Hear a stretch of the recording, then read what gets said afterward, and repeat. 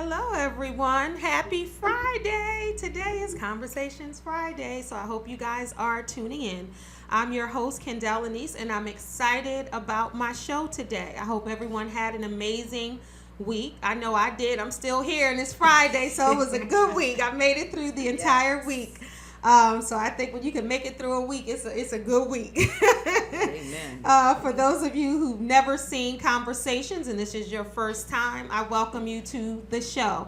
I am a life coach. I'm a motivational speaker. I'm a certified financial coach, et cetera, et cetera, et cetera. But my main passion in life is to truly motivate and inspire people to live their best lives. So again, thank you for tuning in. So if you're ready for a good conversation today, you're in store for one. I have my guest. Well, I'm going to talk about the person to the far left in just a moment. You guys seen her last week. But right now, I'm going to talk to Miss Pam. I know a Pam Battle. That's what I was going to say. Ursula. This is Tyler Perry. Okay. Ursula V. Battle. She is a playwright, and she's going to be here today talking about her upcoming stage play. I'll give the title in just a moment, but I want to thank Ursula to the show. Welcome to Konversations. Thanks for having me. I'm glad to be here. And I'm glad you're here. Are Thank you you. ready to have a conversation? Absolutely. Absolutely. The conversation with the K, it's a little spicier than the conversation with the C. I like okay. it. I like it. And my girl over here, Tammi Rogers, you guys saw her here last week. We talked about her being an actress in the Baltimore area. She does a lot of stage plays, and she's also a director and a props specialist, connoisseur.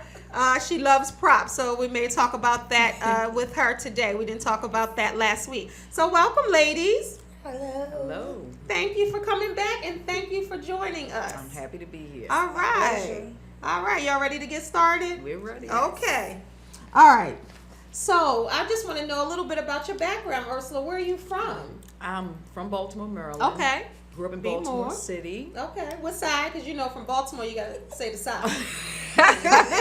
Northwest Baltimore. Okay. All right. Graduate of Walbrook High School, Okay. Coppin State University, and the University of Baltimore. And I'm a journalist. Really? Went to University of Baltimore. Excellent school. You're a journalist. I'm Wonderful. a journalist, yes. Wonderful. What kind of journalist are you? What did you specialize in? Well, I'm a general assignment reporter. I formerly worked for the Baltimore Afro-American newspaper. A lot of people know me from my work at the Afro. Covered a lot of crime. Did a lot of stories in Baltimore. What? Crime?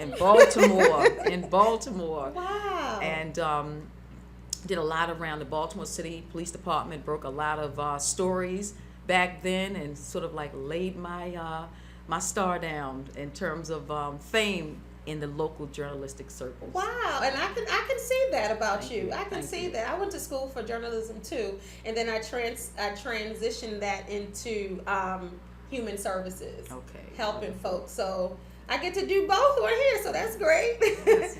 So what were one of the stories that you broke? You said you broke some interesting stories. I broke a story about the alleged discrimination in the Baltimore City Police Department. Okay. And a lot of mainstream journalists were sort of afraid to touch the story, but I did. And my story resulted in several African-American officers being promoted within the police department, sort of like brought some light into some, I guess the playing field wasn't necessarily even in terms of some of the punishment, so to speak, that was handed down to African-American officers in comparison to their white counterparts. So a lot of things came out of my my story. A lot of things came out of my story, and I think a lot of it had to do with I was a fair reporter. So someone told me that there was something that was off the record, it wouldn't go on the record, and people generally had a great deal of trust in my stories, and I tried to report accurately and fairly. So as a result, a lot of people contacted me with breaking information. Oh, wow. So you were the reporter to go to I was the because they go-to knew, reporter. like you said, you would be fair. Yes. That's interesting. Thank you. How long were you a journalist? Well, I'm still writing. I write now for the Baltimore Times, but I was at the Afro-American newspaper from 1991 until 1997. Oh wow, I love that paper. Thank you. I really do. It's a great paper. It gave me really my is. first reporting job, so I'm always grateful to the Afro. Wow, and you should be. I mean, and I think a lot of people need to support that. Because I don't know the dates, but I just know, I know that the Afro paper was one of the first black newspapers. Yes. Like in the country. I remember I was reading something. I don't know all the statistics, but I know, because how long has it been around? Over 100 years. Yeah. Well over 100 years. Yes. And I just remember when I moved here and, doing like freelance writing and different things like that. I remember looking at that. So paper. yeah. So and that, I mean, you'll always have a love for that paper. Definitely. Oh, definitely. wonderful. So I see why you transitioned, I guess, into writing plays. But can you tell me how you transitioned that? Because clearly you have a writing background. How did that come about? Well, actually, I started writing plays, I would say, a little later in life. I didn't start writing plays until I was maybe in my late 20s, Okay. Early 30s. I've always had, I guess, a gift for writing. I was the one that was in class that could sort of like write research papers Right. and term papers and poems and all types of assignments sort of at the last time, at the last minute, sort of with relative ease. So I've always had an ability to write. But it wasn't until my mother and I and some friends had gone to see Shelley Garrett's Beauty Shop. Okay. And that broke all kind of records for this genre. Yes, it did. That was Opened like up a the lot of first doors. one of its kind, and It a lot was. of people. He broke a lot of doors for the type of plays that we know, the Tyler He Perrys and the Ursula V. Battles. Yes, he did. He Okay. opened up a lot of doors. Yeah. Shelley Garrett. Yeah. And after that play, my mother, who is a retired educator from the Baltimore City Public School System, just retired last year after over 40 years. Oh wow. Had said at that time, you should write a play about teachers. Of course, she was still teaching. And, What year was this? This had to be like in the 1990s. Okay. In the 1990s. Okay. And so I said, okay. So I gave it some thought and decided to do a play called Teacher's Lounge. And when my sister and I were younger, it was just two of us at the time, my mother would take us into the Teacher's Lounge when we were little. So I was exposed to some of the conversations in the Teacher's Lounge. It's funny that you say that. It's funny that you say that because I remember being in school and the door would open and the door would close real quick. And you always used to wonder, like, what are the teachers doing in there? Like, I mean, it was always I guess it always attracted me as a kid. Did you feel that way? Like the teacher's lounge. So you had exclusivity in the teacher's lounge. I did. Okay, so what were some of the things that you saw? Well, some of the things that I would sort of hear and see were some of the things that the teachers would say about their work day, and they would share personal information with one another. And so when my mother first gave me the suggestion to do a play about teachers, and I said, okay, well, where am I going to base the play around? I thought the ideal place would be the Teacher's Lounge.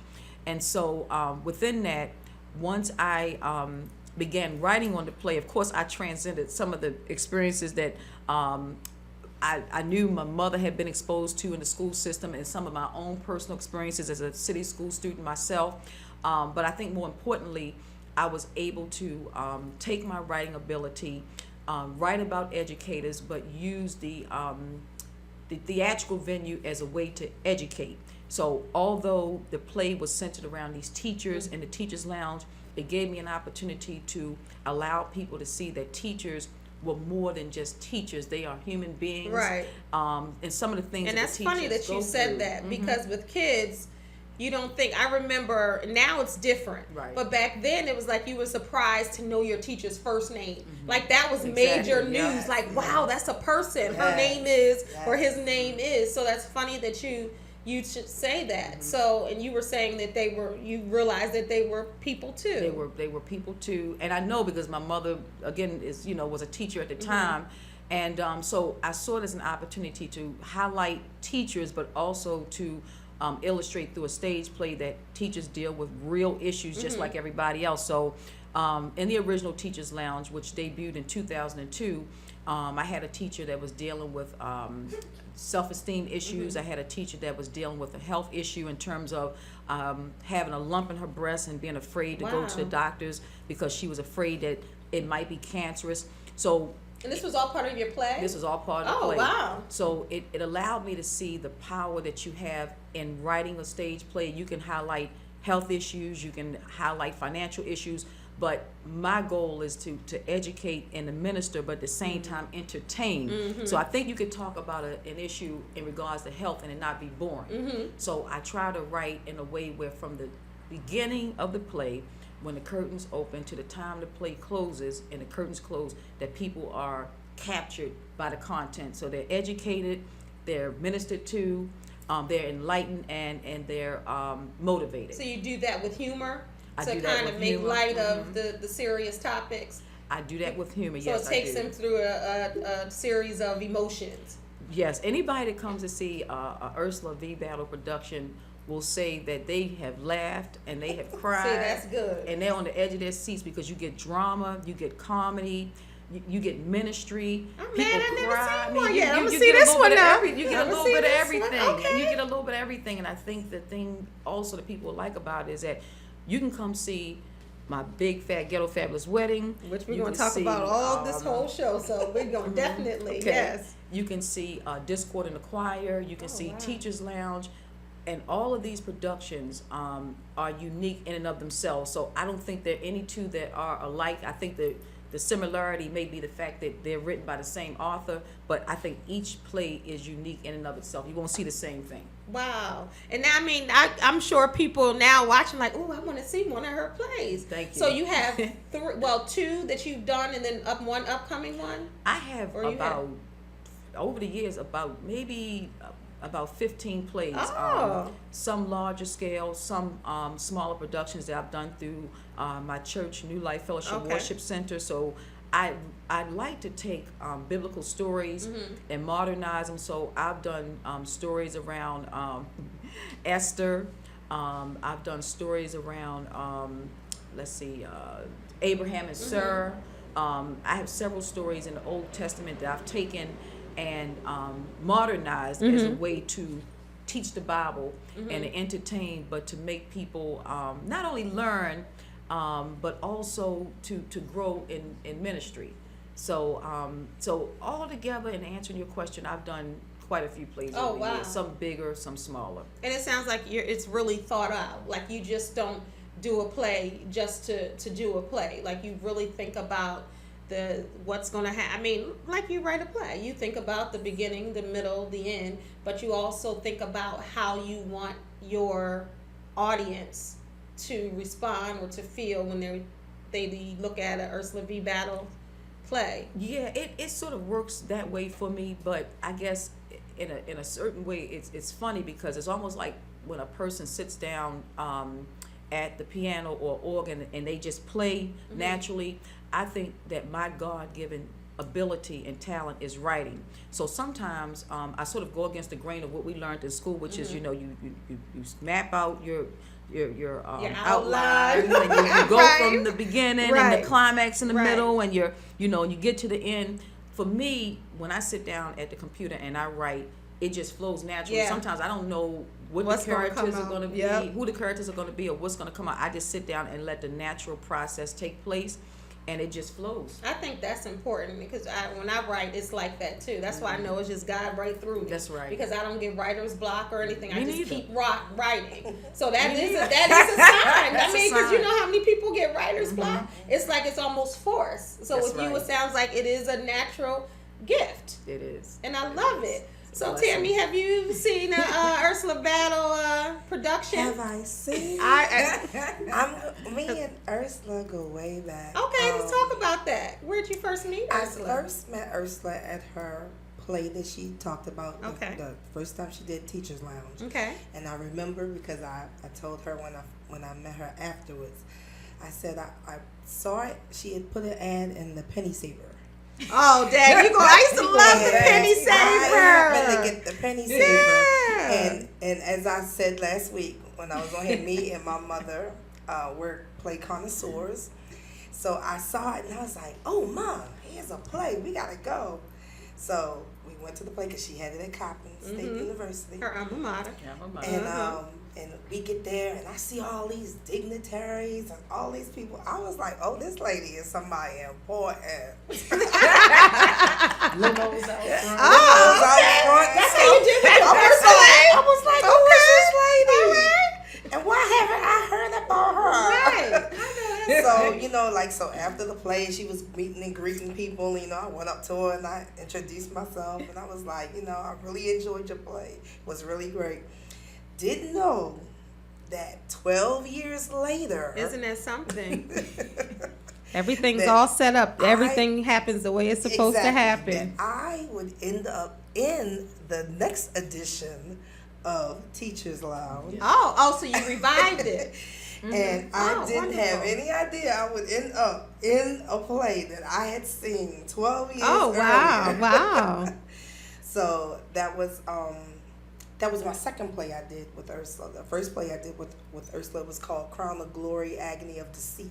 And that was the play she was talking about that was based on Esther, Wow. the book of Esther. And so that was my very first play with her. Oh, wow. Was that your first play that you were part of? That was just the first play I had with Ursula. Okay. And then the next play we did was Teachers Lounge, and we did that several times because that went over so big. When she revived it, it was like, wow. So I think we did that like 3 separate times. Oh, so, wow. Quite a few times. Yeah, quite a few times. Had a good reception. Yes. Wow. So then I was in Discord in the Choir, which we did earlier this year again because she's done that several times. And then, of course, now we're approaching and coming upon my Big Fat Ghetto Fabulous Wedding, which I am a part of. Okay, so let's talk about. We're gonna probably talk about that, like I said, throughout the show. So let's talk about that. So my Big Fat Ghetto Wedding. Fabulous.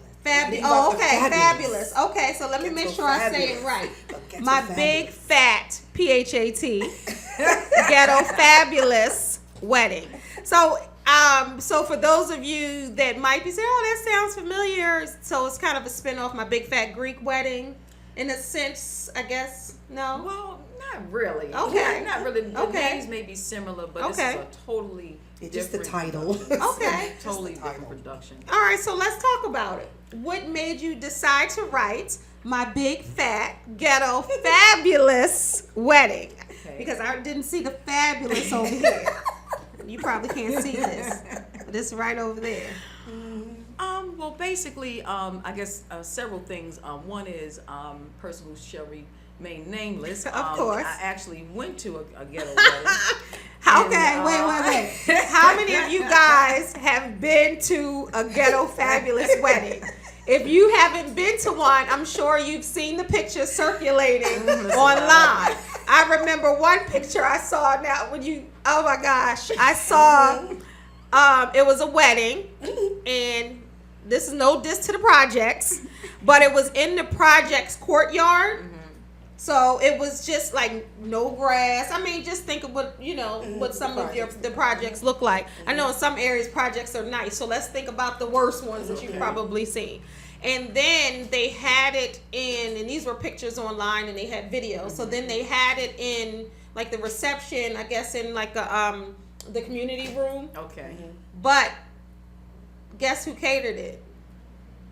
Honey, they were bringing bags of McDonald's up in there. I'm not joking. Aaliyah, do you remember seeing that one? It was online. So when you first said that, and I just said Ghetto Fabulous, that's what I thought of. So people have seen pictures or been to them where I've heard someone saying that they had to bring their own food to the wedding and different things like that. So you said you attended a wedding that was just Ghetto Fabulous. That was Ghetto Fabulous. And I've heard so many experiences, and I continue to hear stories from people who have been to those weddings. And so let's talk about, for the people that don't know, so the people that have been under a rock, I guess, that don't know what Ghetto Fabulous means. Tammy, do you want to say what Ghetto Fabulous means before Ursula continues? Yeah, fabulously ghetto. It's almost like Ghetto Fabulous is almost like hood over the top. Yes. Like you're trying to be classy, but Yes. it's coming off like real ratchet. And you have no You know, money. and you don't have money, so you're you don't have money. you know, right. almost like when you put duct tape on that car headlight, you know, Yes. stuff like that. You're trying to make it work. And sometimes I think when people are ghetto fabulous, they really think that it's fly, fancy, yes. classy. Yes. That's right. But That's the mentality. you know, bless their heart, they're trying. Yes. They're trying to make something. So what's your definition of when you were writing this play and thinking about some of the weddings that you attended? What did that picture look like? That ghetto fabulous wedding? I mean, you and Tammy just summarized it. You just summarized it. I mean, basically, in the play, there are two stories. Two families. One side is the ghetto side, Okay. and the other side is the sort of like fabulously wealthy side. So I like that spin on it It's already. two families. Okay, all and right. so, but Tammy smiling. I guess the irony of it all is that you have. I'll just give an example. On one side is the Jackson family. Okay. That's the ghetto family. Okay. And on the other side is the Hawthorne family. Oh, and That's it's just Hawthorne. That's just the That Hawthorne sounds like money. okay. Yes. And the two. This is the Hawthorne family. Yes. Pinky eye. Okay. Yes. And exactly. and I think The proper what's illustrated in the play is the similarities. I mean, one family's rich, one family's poor, but they're very similar. They're very connected. Which is true. They're very. They say, Yeah. like, for example, on the rich side, the mother, Evelyn Champagne Jackson, she drinks 40s all the time. in a That's in on a the paper ghetto bag. side. In a paper bag. And just out the bottle. Okay, that's so on the that's ghetto the side. that's the okay. That's on the ghetto side. Yeah. Okay, ghetto you're not on the side. ghetto side. Nah, I ain't gonna Okay. tell you. I'm not gonna tell you. Okay. Who I put. She gonna tell you. I'm not gonna Okay. tell you who I put. Okay. And then on the refined side, there is the aunt Margot who drinks scotch. Okay. And Evelyn Champagne and Aunt Margot say basically the Evelyn same things. They say basically the same things. It's just that one has money and one doesn't. Okay. But you'll see in the two families, they have a lot in common. The only Okay. thing separating the two is It's money. money. And I find that interesting. And a lot of times it's like that. Even the refined side, they want to act like they're not. They don't have any of that other that ghetto side in them, but they do. So that's very interesting. Exactly. That's very interesting. Exactly. So how long did it take you to write this play?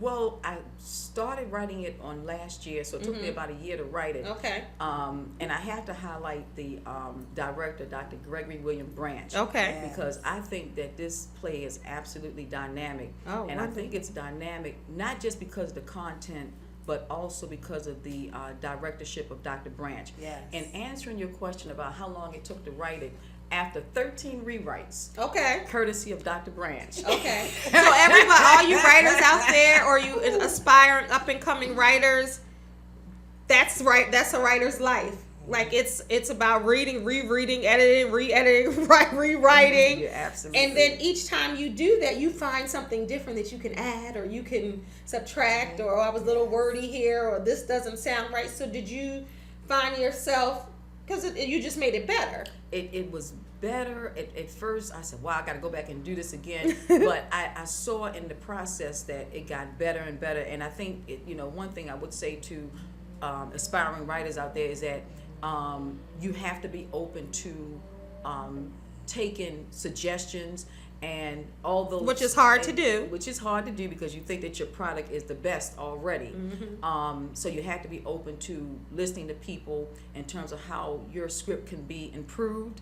And so again, in this script, many versions later, I think this is absolutely wonderful, and it is due to my being open to Dr. Branch and his suggestions, and integrating them into the script, and I just think it is just going to be I think people are just going to be just blown away by it. Wow, I can't wait to see it. And it's challenging to take advice or constructive criticism, because it's almost like your baby. This is your conception, this is your project. So sometimes it is hard, and as a writer myself, I could definitely say that, but in the end, it's worth it. It's worth it. Because if someone else is a potential viewer or reader, somebody else other than you needs to find some type of appeal in it, or some type of, something that will attract someone to watch or to read it. Yeah, it's important. I think the thing too with Ghetto Fabulous Wedding, as with Discord in the Choir,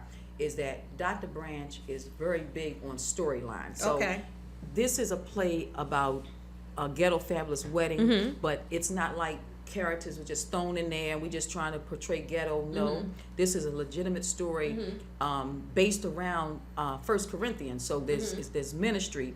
So again, you got your comedy, you have your ministry, and it's really about love and how we should treat one another with love and not look down on other people. But there is a storyline in there. So it's a very strong storyline in this play, as well as when people saw Discord in the Choir. People still talk about Discord in the Choir. And how long ago was that? We did it back in March of this year down at Johns Hopkins. There's an 845-seat auditorium, and we were turning people away by the last show. It was sold out, and people are still talking about that production. Wow. And I know that's a pretty big theater. I know that theater. It's funny. And I was trying to think if it was the same one. I wrote a novel some years ago, and I was talking to Tammi and them. People keep saying that I need to turn it into a screenplay, so I'll probably talk to you at another time about that. But my first book signing was there in Johns Hopkins, and they had like a African American. It wasn't a book festival. I can't think of what it was, but it was for African American authors. Okay. So we were all there, and then we would go into that theater to have the one-on-one sessions with the authors and the question and answer type. So that's a really nice theater. Yes. So you packed that several times. We packed that. Again, Dr. Branch and Unified Voices of Johns Hopkins. Basically, it's a Johns Hopkins Unified Voices presentation. So it allows us to utilize the venue, and basically the proceeds benefit Unified Voices. So for me as a playwright, it has opened up a beautiful venue for me to be able to stage my productions, and at the same time be a part of helping Unified Voices. And what is Unified Voices for those of you that don't know? Basically, Unified Voices is a group of singers from the Baltimore area, from various backgrounds, and they all come together and sing together for Johns Hopkins. And so it was founded by Dr. Branch, I think about 20 years or so ago. And basically it's a wonderful organization and group of people who just really can sing. Wow. And I used to work with a guy that was a part of that, and that years ago, and that was the first time I heard of that. I think it's amazing that they're doing that. I didn't realize it was that. I mean, it was still going on, going strong like that. Excellent. That's wonderful. So, and then Tammi, and then because I wanted to ask you a question, but let me ask you. So, what part do you play in my big fat ghetto fabulous wetting? Because people say wetting with T's, right? Wetting or wedding. Ursula, do I have permission to tell her? Yes, absolutely, yes. Well, my character's name is Melody Ballard, and I am friends with Aunt Melvina. Okay. Who is the aunt of Evelyn Champagne Jackson. Okay. That name is cracking me up. Who is, of course, on the ghetto side. Okay. So we just come in, there's three of us, sisters. I don't think you sound like this in the play, though. She doesn't. I know. She's trying to be part of the refined side right now. I'm trying to be a little proper. Since I was hanging out on the ghetto side. Okay. You're trying to change your ways, huh? So we just come through their house a lot of times and try to bring them to Christ. Okay. In the oddest way that you've ever seen, shall I say. So we do have a purpose in the play. Okay, I'm sure. I don't want to give away too much. So just know. we sing our way through. Okay. So is this a musical in a sense? There is some music in the production. I'm gonna say something that Tammy didn't say. She is part of a trio, these 3 Bible-toting women who all belong to the same church and sing to the glory of God.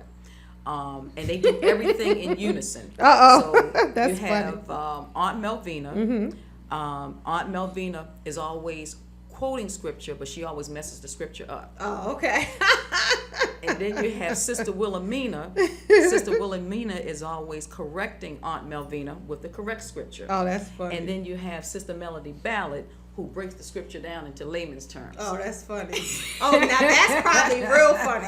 Because what they're trying to say is, you break it on down. In other words. Okay. You got it. You got it.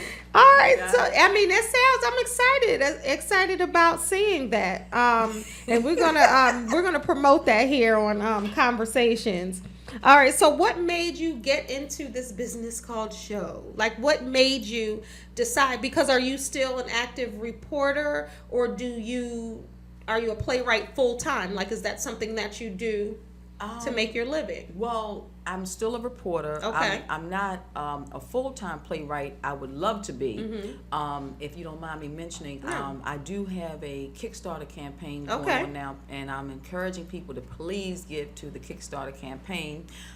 They can actually go to my website, battlestageplays.com, make a pledge, because in answering your question, what we're trying to do is to begin touring our plays. We have plays that we've done, and I'm sure this will be in the mix as well, that we feel are worthy to go national. We hear it all the time. People are coming in from all over the United States to see our productions. Oh, wow. How are they hearing about the play? Word of mouth? We have good word of mouth. Wow. And so people are coming from all over based on the good word of mouth. And they're telling us, these plays could be on Broadway. You need to be touring. Could you bring a play to our area? Oh, wow. And of course, it takes money to do that. So my goal, God willing, is to be able to do this full time, to begin touring plays. And ultimately, what I want people to understand about this is that it's not just a blessing for the people that are part of the production, but it's a blessing for all of Baltimore. Right. Because if we can start touring plays, financially, I would be able to do something which I would love to be able to do, but I'm not able to do it to the degree that I would like, which is to help other playwrights to produce their work. Okay. I get requests all the time from writers that say, Miss Battle, can you produce my play? Could you help me, get my play up on stage? And at this juncture, I'm still staging my own stuff. Yeah. But I give advice. Right. And help people as much as I can. But to be in a position to really be able to help people to produce their work, I believe that financially I have to have a mechanism by which I can help them to produce their work. So ultimately, I do hope to do this full time. Wonderful, wonderful. I believe one day you will. Thank I really, you. really do. Thank I'm you. all about supporting independent artists, whatever that may be, writers, directors, actresses, singers, authors. I mean, I think it's very important to live out your dream and do and work in your passion, like doing something that you love, because it doesn't feel like work. When you're really doesn't. writing really and producing your plays, does it? It doesn't, and I mean, it's a blessing to me, because one of the things I've realized in this is that people that I work with, such as Dr. Tammi Rogers, Dr. Gregory Branch, and so many wonderful people in our productions are so talented. So I have the writing ability. Dr. Branch has the directing ability. Tammi has the acting ability and the singing ability. And so we have so many people with gifts. And so through the stage plays, we're able to allow people to work within their gifts. Yeah. And that's such a blessing. That's one of my passions. That's something that I preach all the time. I just think it's a beautiful thing when you can do that.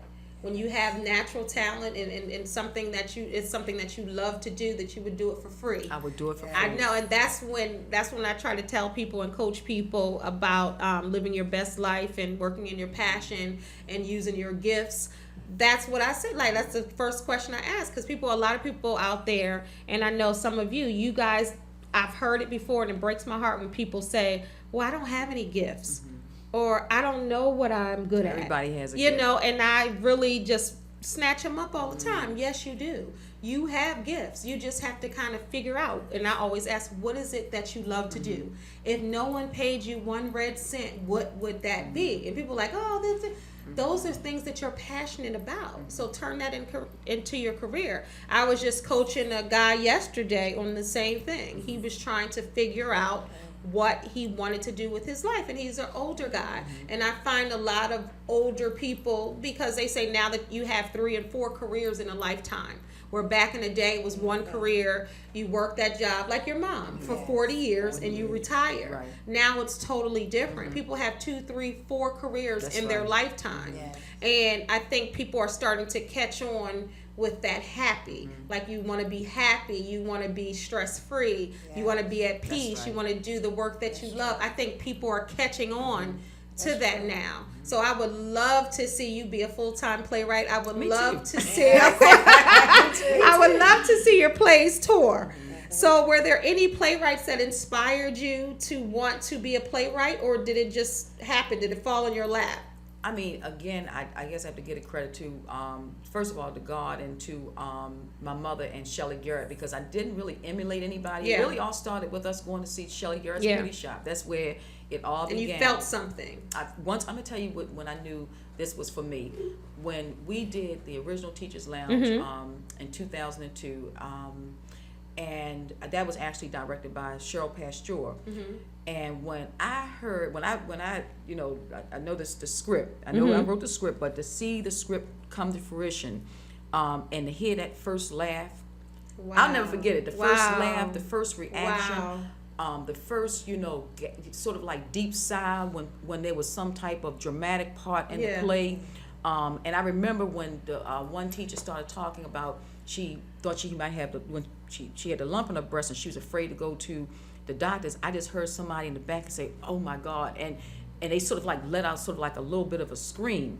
Wow. And I later found Wow. out that the individual who did that was dealing with the same situation. And so once I realized the impact and how you could really touch people through a stage play production, through the words that you write, that's when I knew that playwriting was for me. Wow. And also understanding that I'm a part of the production, but the whole entire production is inclusive of the director, the performers, the It's a stage team. crew. It's a team effort, and as long as you know your lane, and as long as you understand your gift and work within it, we can continue. Yeah. We can do some wonderful things through these stage play productions. Wow. It's awesome. Wow. Great process. So it's a beautiful feeling when you can do work and it's appreciated or people get it. Like, it's like, wow, I wrote this. I was sitting home at my computer, and now it's reality. We have a stage play here. What was that feeling like? I know you just touched on it a little bit, but when you like, what is your writing process like when you sit down at the computer? I know you say you don't do it the outline way, and then I really it's don't. not orthodox in a sense, or how really they don't. teach, writers to write. So what is that process like? Do you have dim light? Do you have soft music? Do you have wine? Do you have, is that, how some people have to set it up? Right. Like, what is it like when you sit down to write a stage play? I just sit down and it just happens. I mean, only thing that I know I sit down with, particularly in the editing process of it, or in terms of the changes that Dr. Branch may give me, is starting with what it is I need to do. So I'll give you an example. We were doing a reading through Discord in the Choir. Okay. And there was a gentleman by the name of Will Green who knows the color purple, the whole I remember we were talking about from the beginning to the end. He knows the whole movie. So Dr. Branch said, it's always been a dream of mine to have a character who does the color purple in a play, that recites lines from the color purple. Ursula, you need to go back in and you need to integrate this character into this play. I'm like, oh my gosh. So I already had a character in there named Reverend Leroy Locke, but I had to go back into the script, have this character to recite lines from the color purple, but not just recite lines. These lines had to go into the script and make sense. Right. It had to make sense. So I had to sort of like interweave those lines in where they made sense. And so in terms of the point that you made, to see that originate from a conversation at Dr. Wow. Branch's dinner table, and to see the reaction that that character and those parts got when that play hit the stage was just absolutely Wow. amazing. Because we were talking about this last week when Tammy and the other Ursula were on, how everybody knows the lines to that, and it's just, it's part of pop culture now. Yes, We were it talking is. about Coming to America. We talked about this Yes, off yes, we did. off camera, Off camera. but how there's certain movies where Yes. it's going to connect to people. Like, people are just going to get it. People are going to finish the lines before you even finish. Yes. They're going to chime in. So that had to be fun to see. It was people got it, and All my people, life I had to fight. Oh my goodness, he just nailed it. And people will always say to me, you know, Ursula, Oprah needs to see this play. She would love it. So Wow. Oprah, you need to see this. All right, so in my head and in my mind, Oprah watches Conversations with Kendell and Lenice. Yes. Oprah, I mean, I said this in Hi, Oprah. another show. Hey, Big O. Like I said in another show, like when I was in elementary school, I wrote this whole piece on Oprah, and that's how I wanted to be, and blah, blah, blah, blah, blah. So I love me some Lady O. And I'll tell you a quick story. You know, Iyanla's show, Fix My Life. Yes. Harpo Studio contacted me, and I almost fell to the floor. And they just wanted me to commentate on one of the shows. I don't know if you guys watched the show, but the guy that had like he had 1 million children pretty much by different women. And they contacted me to see if I wanted to comment. And so they played my clip of me during Iyanla Fix My Life. So people were like, were you just on OWN? So technically I was, okay? So hopefully technically Oprah has seen my face. So that was major. Like we were talking last week, there are no small parts. There's no small parts. So I've never shared that story on here before. Some people are like, I think I saw you. But what was weird about that is I heard my voice before I saw my face, and I turned it on. So I was sitting there trying to record it, and my daughter was taking pictures of me on the screen. That's so funny. You should have saw it. But you can hear in my video, click, click, click, click, click, click. She was clicking all these pictures. So that's why I said I like to think that Oprah knows about Conversations and now knows about Ursula V. Battle and Tammi Rogers. That's right. So my mom always says, like, you know, Oprah could be watching your show, or if you know something. So, you know, I get pumped up with that, but that would be awesome. So I totally get that Oprah connection, you know, like that, because when you think about entertainment and you think about writers, you think about actors, you think about business people, you think about someone that's made their own way and doing their own thing, you can't help but not to think about Oprah. Yes. And now, come on, her own network. Yes. So how divine is that? OWN, Oprah Winfrey Network in its own. Like, think about that. So when you think about things that you're destined to be, or things that are in store for you, and talking about Oprah, she made her way. When they told her she didn't look the part, she didn't act the part, you know, she was too this, she was too that. And no still one have back a then. And Baltimore connection. yes, it still has that Baltimore connection. That's where Baltimore's the place her hair fell out because they tried to give her a perm. Yes. And left her with that fro. So I'm sure she's not going to ever forget Baltimore. But I just think about that and think about what you're doing and think about what you're doing and where she was, and look at her now. No one in their wildest dreams imagined Oprah being one of the most successful, not even women, just people in the world, and then African American. So you sitting here in a couple of years, next month, we don't know what God has in store for us. Like, you could be there like that. It only takes one person, like one person is connected to that person that will be able to allow your dreams to just flourish. And of course, God's hand is on everything. God makes the connections with people. We never know. That's why it's important, and I say this to people all the time, so important to be kind to people, respond to people in a positive way, share some goodness with someone, because you never know when you're going to see these people again. And this could be the person that gives you your next opportunity to reveal your greatness. So one person away from your blessing. and I say that, and I totally agree, and I know we talked about this before. So I just think it's a beautiful thing to, and I can go on and on about that, but I want to really live your gift and walk in your passion. Okay, so back to your script. So when you are writing your script, and since we're talking about my big fat ghetto fabulous wedding, when you were writing that script and you had your characters there, did you, for instance, have Tammi? Like, okay, this one's going to be for Tammi. One's going to be for so-and-so. Did you have who you wanted to play the parts? I do have people in mind when I create the parts, but in my role as the playwright, I also have to respect the director. Okay. So I do have people in mind, but essentially the way the process works is that we have casting calls, and so sometimes the people that I envision for a part, when he makes a decision as to who's going to go in what role, it may be the same person I had in mind, and it may not be, or I may have a character in my mind pegged to be played a certain way, but he may set it up a different way, and I have to respect that. Because it always turns out wonderful if I just trust the process.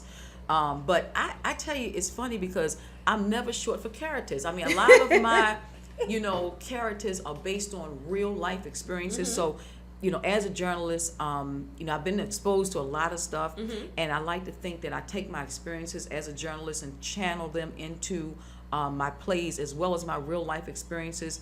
So, some of the characters in the play, like, we talked about Aunt Melvina, we talked about Evelyn Champagne, but Jackson. Evelyn Champagne Jackson. I won't give away That too is much. so People funny. have to come see the play. Okay. Evelyn That's so Champagne funny. Jackson has a husband who she calls her runaway husband. His name is Jeffrey Naughty Head Jackson. So you have Evelyn Champagne Jackson and Jeffrey Naughty Head Jackson, and they named their children. I'm not even going to after ask you why. Liqueurs. Okay, Yeah. what is? I'm scared to ask. I'm scared to ask. What are some of the names? Well, Brandy Merlot Jackson is the young lady who's getting married.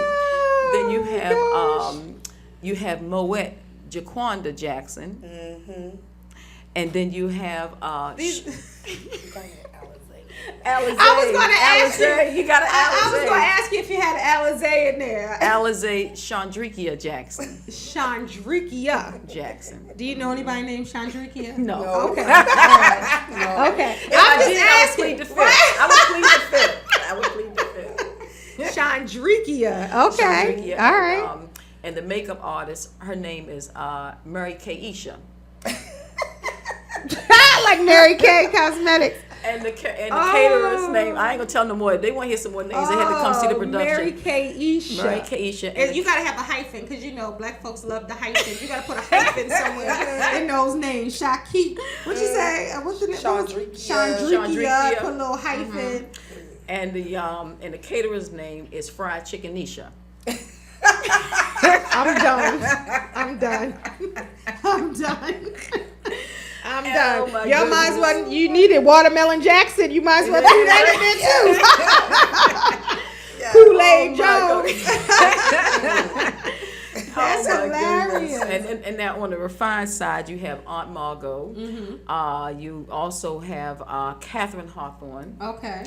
And you have Bartholomew Hawthorne. Okay. So even how she's speaking totally changed her dialect. Yes. And you have Octavia Devereaux. Okay. So I mean, just some very interesting names, but some very interesting characters. But again, it is a hilarious play, but it is definitely a very deep play as well. Because one thing I'll note is that the play speaks on, you talked about it earlier in terms of how we treat one another. Yeah. But the play touches on what sometimes happens when, as parents, if we favor one child over the other. Yeah.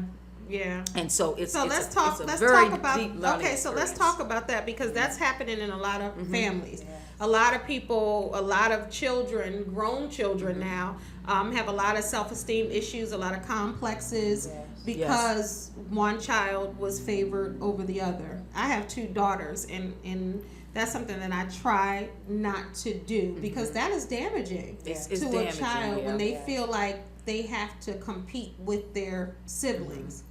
because then that causes friction with them when the parent did it. You know what I mean? So talk about how you wrote that into the script and what made you write that, because I think that's fascinating. Well, basically, I'm not sure why I decided to write it, but it's in the grand scheme of things in terms of storyline. But basically, Evelyn Champagne Jackson is upset because her husband, Jeffrey Nottinghead Jackson, walked out on her and left her. So unknowingly, I would say, she takes her anger and resentment out in regards to her husband on her two daughters, who most remind her of him. That happens all the time. And the one daughter who she feels is most like her, she sort of favors. And it does cause some friction in the family, you know, with the sisters. However, the two sisters, one of which is Ursula, who was here last week, I think even despite the circumstances, they still treat Brandy with love. They don't let it tear them down, so to speak. So they're still able to sort of like withstand the treatment, so to speak, from their mother. But oftentimes, you know, that's the good story. But oftentimes, I think in society, you have children who grow up because of that treatment. And I think sometimes parents may not even realize they're doing it. But kids grow up with, you know, certain complexes in terms of skin color, in terms of, you know, education. Maybe one child went further in school than the other. One got a degree and the parent may favor. So it's all types of things that are put into children when we do that. And I try to illustrate through the play what happens. Adulthood. And exactly. That's probably interesting to play out. I look forward to seeing how you kind of navigated through that. This is a touchy subject for some people, so I'm sure some of your audience, they're going to be able to connect to that directly. I hope that they connect to it, and I hope that they take a learning experience from it, because I think that sometimes you don't even realize that you're doing it. And it's not maybe until much later in life when maybe a child is upset with you and they may blurt out 25 years later, well, when I was little, you gave her the better Barbie doll, or you don't realize that they've carried those feelings into adulthood until it may come out much later. And I think that's because some parents have their own issues. Whether it's you have a light-skinned child or a brown-skinned child, and that parent may be brown-skinned, she wanted to be light-skinned, and all of that kind of, I think those stereotypes and those kind of complexes that other people put on us as black people. And I think that kind of trickles down to the children. Because think about, the parents were children. So they brought in their baggage to adulthood. Now these adults are parents. So they're transferring that on to theirs. It's a cycle. And there's a lot of people, a lot of broken people, a lot of people going through issues personally because of things that happened in the past.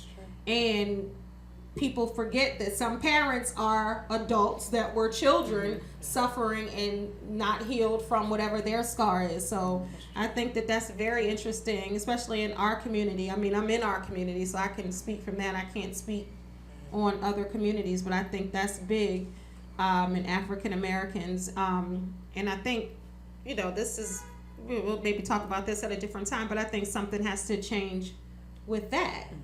And it's all about, loving yourself for who you are, where you are, and whose you are. That's right. And I think when you discover that, but I think you have to be taught that first. Yes. And then, then when you kind of really believe, hey, I'm all right, just like I am. With a large nose or big lips or skinny lips or whatever. I'm beautiful how I am. So then when someone compares you to someone else, you're able to sit there and be fine with who you are. Because you know whose you are, and you know that you're good enough.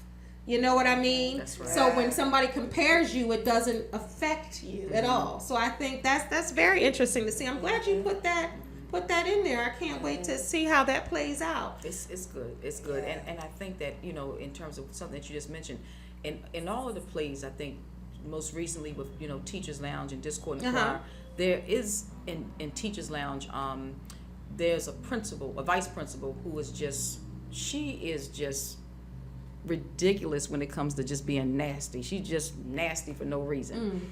And you learn, Y'all know some people like that. just nasty, and so people just can't stand her because she's so nasty, Dr. Florence Swinson.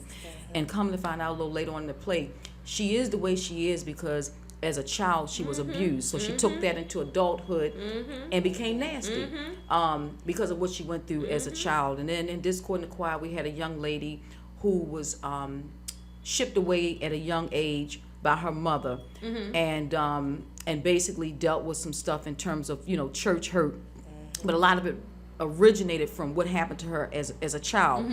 And she grew up, became started drinking, became an alcoholic or whatever. And so the origins for her her alcoholism and everything sort of originated to what happened to her when she was younger. So again, through these plays, you try to entertain, but it is an opportunity to enlighten. Right. That's why I love doing what I do. And I think that's important. And back to what you said, I always say that when people are mean and nasty, I love on them. Because people are not mean and nasty for no reason. And the people that have the largest bark and the people that seem to be the meanest, they're sweet as pie on the inside. I used to work with a girl like that, and they're like, Kendell, I don't know why you friends with her. She's so nasty and mean. And she wasn't. When I got to know her and she started telling me, I'm like, no wonder. Some people just don't trust and they have guards up. It doesn't mean that they're mean. And some people are mean for a reason because that's a defense mechanism. Right. If they're nice, people might come to them and they might attract people and they don't know how to handle that. That's right. So people are not mean. And all you mean people out there, I'm taking up for y'all. Y'all not really mean. Let me come hug on you and love on you. You be all right. You ain't really mean. I know. I got your back. But yeah, so I think that that's interesting. And I'm glad that you put the real life in it because real life connects to people. You can't be talking about something foreign and expect people to get it or to laugh. So do you have a particular audience in mind when you write your plays? Because it sounds like you're hitting who you're trying to hit. I think that it's audiences of all ages. I think that, you can bring teenagers. I think the median age of the kids that come is about maybe 10 on up. I mean, we have seniors who come out to see our productions. We have people that walk in on walkers. They come in in wheelchairs. I mean, oxygen tanks coming in. Whatever. I mean, they just want to come in and see these productions. And I think the fact that youngsters come in and they sit there the whole time and they get it, I think speaks to the power of the production. So in terms of the audience, I think that I write for all audiences, both young and old. And I think that's wonderful. In between, because you want to touch everybody, and I think that's smart. That's a smart business move also, because if you cater to just one person or one market, then you're limiting yourself in your possibilities and your future as a playwright. Exactly. But when you can reach somebody that's 9 or 99, I think you're on to something. That's what I try to do. That's what we try to do, and I think it's also important to note that I am an African American female playwright.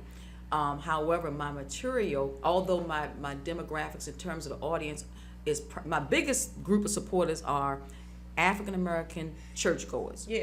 That's my biggest base of supporters. They're going to come out time and time again and support my productions. African Americans will ride for you. They will. They will ride all the way with you. They will. Absolutely. I think about Tyler Perry, and I remember when I used to go to Tyler Perry's shows when his shows were $20. Now they're like what, $80, $90, $100. But I remember going to Tyler Perry shows at $20, and it wasn't even full. People weren't even in there. And he catered to a particular audience, and he made billions of dollars catering to a particular audience, African American. And it also opened that door back that African Americans do love theater. African Americans will come out, because I know it was a big thing before, like, do African Americans read? Do they come out to, and then Terry McMillan, remember when Terry McMillan first came out, and they were like, well, I don't know about this new genre. Do African Americans even read? Do they go to the movies? Do they go, right, exactly, do they even go to the movies? Do they go to plays? And I think Shelley Garrett, like I said, opened the door for that. Yes, he did. And Tyler Perry kicked that thing down to show that if you give it to us, we will participate. We will buy tickets. We will support you. And I think it's also noteworthy to say too that that's my biggest group. but we're also bringing in a lot of Caucasians. Okay. That are coming out to see the productions, and I think it's because I the think material that's great. is Universal. And I think that's it's universal important. material. It is universal material, whether it's finances, Right. whether it's relationships, Whether there's it's cancer health. Yes, it's and universal. sexual abuse, Abuse.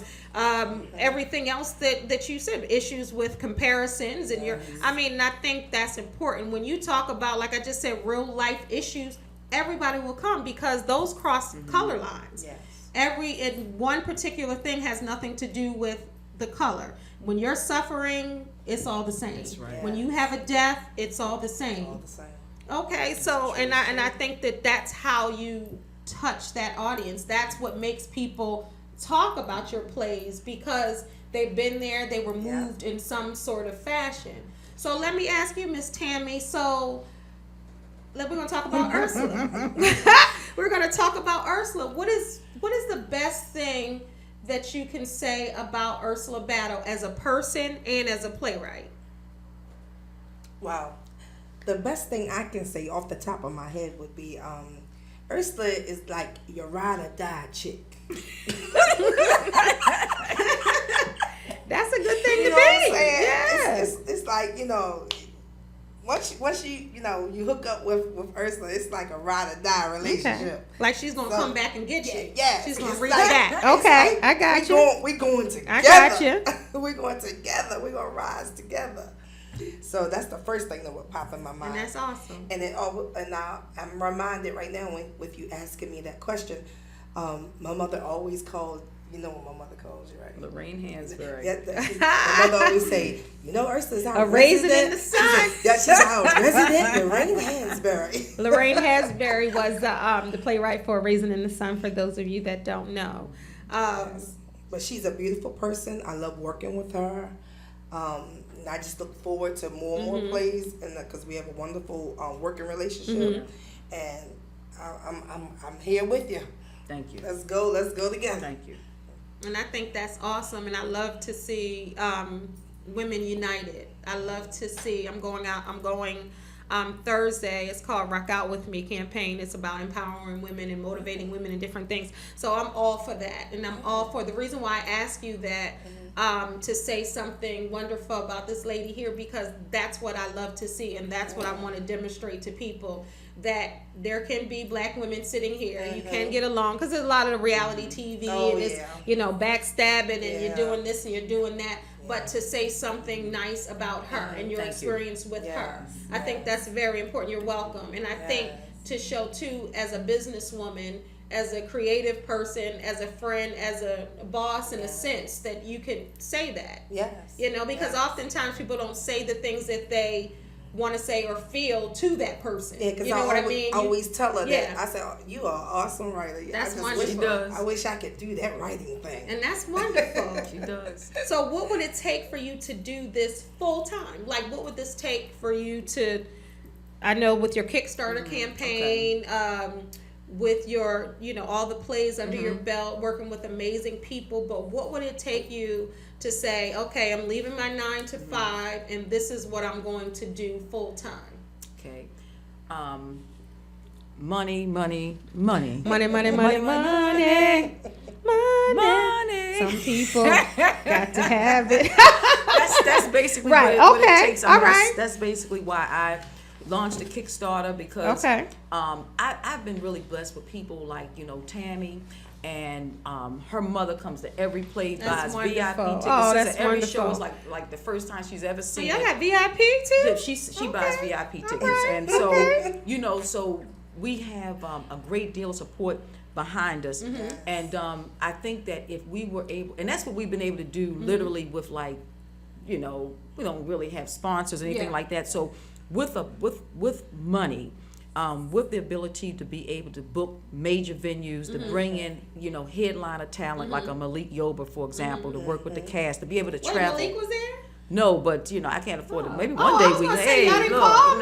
no. But we getting there. But we working on it. We working on it. We All right, we Malik working on it. Yoba, if Come you're on watching, now. I know they killed you off of Empire, so you might have some free, Yeah, you kinda some free. free You might time be on free your right hands. now. So Yeah. come on the Baltimore, and then maybe we can, you could be on Conversations, Yes. and you can talk about Ursula Battles That's Play. right. Yes. You'll right. be part of that too. That's So right. yeah. But you got to be able to pay people, Yeah, and I want to understandably be so. to put people up in hotels, to pay for sound and things like that. And it takes money to tour. Because you can't halfway do something. You Yes. can't invite someone to be a part of your play, Exactly. and they got to take a cab, or you Exactly. can't get them, or you can't pay them. You want to make it a professional You got to put them in the transaction. hotel. You wanna- Right, you want to make- make yes. sure that it's with class. Yes. Exactly. Because a lot of people think that Black people can't do things with class and elegance, but that's not the case. I think that when But you do people, need money. You got to have money to do it. I mean, we were blessed on Teachers Lounge. We were able to bring in an actress by the name of Deatra Hicks. Yes. Deatra Hicks has done some Tyler Perry plays, and can sing. dynamic singer had done the original "Mama I Want to Sing." But she came in and we worked with her, and we tore the Randallstown Community Center up. I mean, sold out shows. Oh, I mean, wow. she just really did her thing. That's and, wonderful. People are still talking about that That's show. wonderful. But of course, we had to pay to bring Deatra Hicks in, and she worked with us. But if we want to be able to do things like that on a consistent level, we have to have the money, and so that's why I'm trying to get people to buy into what we're doing on Kickstarter, because an investment today enables us to be able to travel tomorrow, and it allows us to be able to move around the nation, Right. which helps Baltimore economically. Right. We can give back, hire people can tour Right. with us, and so it just kind of reciprocates. And that's And so jobs for that's why people, it's like jobs. you said, within Baltimore, Yes. to put a stage play on. Yes. Yeah. You need, behind the scenes people. You need lighting people. You need engineers. You need hosts, announcer. You need Yes. other people other than the actors, director, and the writer. And I think Tyler Perry is the best example of that. He has that studio down in Atlanta, and Yeah. look at the jobs that Yeah. he's been able to create Yeah. based Yes. on starting out basically Yeah. doing what I'm What we doing, doing. what we're doing. So that goes to show you guys anything is possible. If you want it, you can get it. You got to work hard for it, and you have to be patient. Because your blessing happens right when you're about to give up. Yes. And some people give up right before they're blessed with whatever their heart desires. But you have to be patient, you have to be faithful, and you really have to just continue to work. So when it happens, you have to be ready. You have to stay ready, so when it's time to come, you don't have to get ready, because you might miss an opportunity trying to get ready. Miss it. Okay, so this is my and then we're going to promote the heck out of this, this play, this Kickstarter. But my final question I'd like to ask, when you look at your future, what does it look like to you? I actually see being able to go national. I mean, I look at it like, I walk by faith and not by sight, just like the Bible says. And so if I was to walk by sight, and I look at my bank account, I say, "Oh, I'm gonna make it." So I can't look at it like that. I have to look. I have to really walk by faith. So, Right. in looking at my future, I believe the future is bright. I think that if I continue to let God use me as a vessel to be able to bless people through my plays, and I'm still open to suggestions, and I treat people with love and respect, which I try to do, and to be persistent, because I think anybody who knows me knows that whether it's writing a play, whether it's working on a story, if it's landscaping, because I also like to landscape, I always try to put my best professional foot forward. Very if it's important. cleaning the house, sweeping the floor, Very I always try important. to do my best. And I think as long as I keep that in mind, and I keep God first and do what I'm supposed to do, I see my future being bright in terms of stage plays. I do see being able to travel, being able to take people on the road, being able to bless my family, being able to bless my friends, being able to bless people who have an interest and a passion in being in stage play productions, both on the stage and behind the scenes.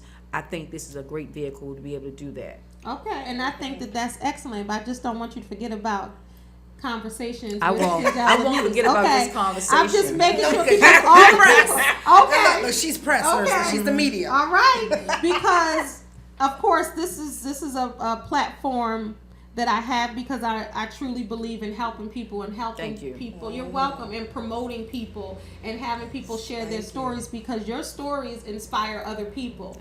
So if I can do what I can to help you move to the next level, that's what I want to do. So when you meet Oprah, if I don't meet her first, could you let her know about me? I'm going to And do you that. let her know that I'm here in Baltimore. problem. But I mean, I see big things in your future, and you too, Tammy, and I tell you that as well. Like I really Thank do. you. And when you guys get big and famous, you still gonna come back? I'm still going to come back. Okay. And can I just say something? And bring Malik Yoba and I'm everybody else with you? I'm gonna bring Malik Yoba. Okay. If I could just mention two things. Sure, absolutely. One, I wanted to mention the fact that the play is December 19th and 20th at Johns Hopkins. You can go to my website, battlestageplays.com, for more information. But I would also like to be able to say something nice about Tammy here. Yeah, and it's funny because I was going to ask you that. Oh by my all goodness. means, yes. Thank you. She is, awesome. She started out, that's why you can never judge a book by its cover, because Tammy started out coming to see my plays. And I didn't know that Tammy had the ability to act and sing until one day, after one of the productions, and she told me. And she came out, I think Tammy was going to work with us to kind of like do some things behind the scenes. Assistant director. And she read for someone who wasn't there. She read a part. And That's she has been on stage ever since. Just has so many talents, wonderful to work with. Mother's just beautiful. And so I'm just blessed to be able to work with Tammy. I love it. And again, I look forward to working with her on Ghetto Fabulous Wedding. But we are ride or die, because I feel like, She gonna be in from all that- your all of them. productions. She got all of them. That's what I'm All talking of them. about. All of them. That's what I'm talking All about. of And I love it. I love the love. I love it. So Tammy, real quick, I want you to talk about the other things that you do. We talked about the actress part, but just briefly before we end, and we're gonna go back to this Kickstarter too, but just talk about the other things that you do. Okay. Brief. One of the big things I do, because you mentioned director, you mentioned actress. I do a little acting coaching and stuff like that. But where my passion is the prop area, which is the prop is the correct word. It's properties, but we all know it as props. So I love to whatever stage play I'm in, I usually volunteer my props to be used. Now, for those who don't know what props are things like if you're in a scene and you need a telephone, or if you're at a table and you need fake food and things like that. And her fake food looks real, y'all. It does. It really looks It real. really Like does. she has incredible props where you can't tell. She was showing us fried chicken. I mean, it really looked like fried chicken. She was showing us the different, a lot of, like, her food looks very, very real. Yes. So it's not just ordinary props, and I know you're downplaying it a little bit, but she has, that's her passion. Yes. She loves props. She said that it started when she was a child. So that's something that really is needed for these plays, when you can't bring a big TV on the stage, or you can't move certain things. Exactly. She has the props, and they look real, because I think do. that's what makes the play look more authentic. Tammy was saying she doesn't like when people get the phone like hello and they're using their finger. Hello. So she has an actual phone. I'm like, please get a phone, please. Because to me, props just bring it to life. You know? So whenever Ursula gives me a script, first thing I'm doing, I'm going through as I'm reading, I'm looking at, okay, I can use this, I can use my this, I can use my that. So I just love it. That's an area that I love. And she loves that. And I talked to her. I was trying to do a little coaching with her last week, was saying how she really needs to turn that into a business.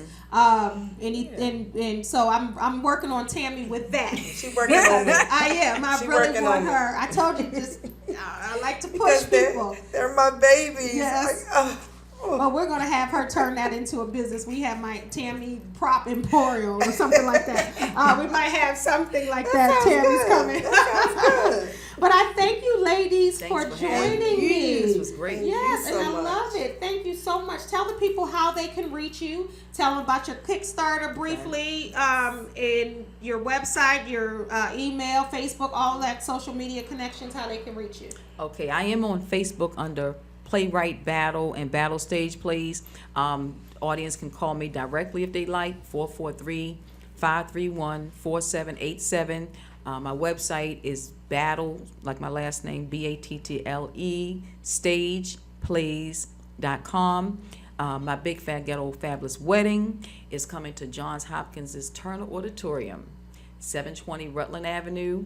We're doing 2 shows on Saturday, December the 19th. First show is at 2, second show is at 7, and we're doing a third show on Sunday, December the 20th, and that show is at 5 p.m. 3 shows. If you heard about Discord in the Choir, you know we sold out, so get your tickets early. This is sure to be a sellout. And if I could just add this, you could support my Kickstarter campaign and also get tickets for the play at the same time. So, wonderful. It's convenient for you guys. yes. All right, Tammi, tell them how they can reach you. You can reach Real me quick. on Facebook at Tammi, Tammi Rogers, Rogers. You can also go to my website. It's actor Tammi Rogers. That's ACTORTAMMIROGERS.com. All right, ladies. Well, I just wanted to say, and I wanted to talk to you guys out there. You are gifted. You have been blessed with the gift of greatness. I just want you guys to know that and own that. You have to know that, because if you don't know it, no one else will. If there is something that you want to do, you have to at least try. You can't be too scared to try. You can't sit back and wonder, what if? What is that life like when you wonder, what if? Think about what if it happens, or it will happen, or I know it will happen. Change your verbiage on that. Take the leaf, and if you fail, at least you tried.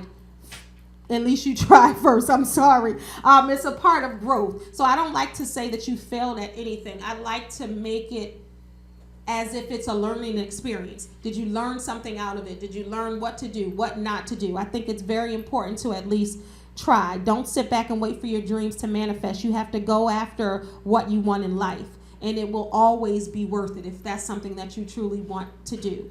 I believe that Tammi is going to be a famous actress, darling, and I believe Ursula's name is going to be a household name. I truly do. And you have to really believe that, and you have to really speak that to you, from your mouth to God's ears.